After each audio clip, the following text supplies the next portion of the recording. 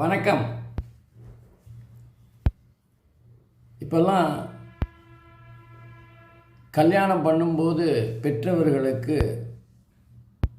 சந்தோஷத்தை விட மனசு பக்கு பக்குன்னு அடிச்சுக்குது. நம்ம ஏதோ ஒரு பையனை பார்க்குறோம், அல்லது பையனுக்கு ஏதோ ஒரு பொண்ணை பார்க்குறோம்.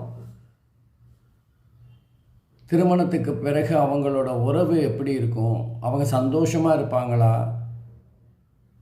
நீடித்த வாழ்வு அவங்களுக்கு கிடைக்குமா, அவங்க ஒருத்தருக்கு ஒருத்தர் புரிஞ்சுன்னு நடப்பாங்களா அப்படிங்கிற கேள்வி மனசில் எல்லா பெற்றவர்களுக்கும் இருக்கும். அது ஆணாக இருந்தாலும் பெண்ணாக இருந்தாலும் திருமணங்கிறது வாழ்நாள் பந்தம் அப்படின்னு சொல்லுவாங்க. அதெல்லாம் இப்போ அவ்வளவு பெரிய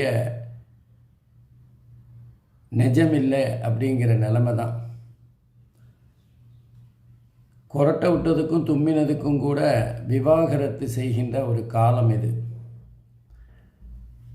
அப்போ நம்ம ஜாதகத்தில் எந்த மாதிரி அமைப்பு இருந்தால் அவங்க ரொம்ப அந்யோன்யமாக நீடித்த வாழ்வு சந்தோஷமாக ஒருவருக்கொருவர் ஈர் உயிர் ஓர் உடல் அப்படிங்கிற மாதிரி வாழ்வாங்க அப்படின்னு பார்த்தா, ஒரு பெண்ணோட ஜாதகத்தில் செவ்வாய் எடுத்துக்கோங்க.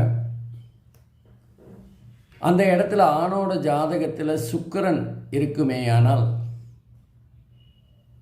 அவங்க நல்ல சந்தோஷமாக அந்யோன்யமாக வாழ்வாங்க. அதே நேரத்தில் பெண்ணோட சுக்கிரன் இருக்கிற இடத்துக்கு ஆணோட செவ்வாய் வந்தாலும் மிக அற்புதமாக வாழ்க்கையை சந்தோஷமாக ஒருவருக்கொருவர் விட்டு கொடுத்து நகர்த்தி செல்லுகின்ற நிலைமையை பார்க்கலாம். அதே மாதிரி பொண்ணோட ஜாதகத்தில் செவ்வாய் சூரியன்லேருந்து எத்தனாவது வீட்டில் இருக்குன்னு பார்க்கணும். அதே மாதிரி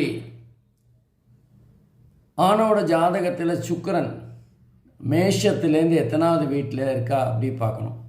இது ரெண்டும் 5, 9 அப்படிங்கிற மாதிரி வந்தால் ரொம்ப ரொம்ப அற்புதமான கணவன் மனைவியாக உதாரண புருஷர்களாக வாழ்வார்கள். நன்றி, வணக்கம்.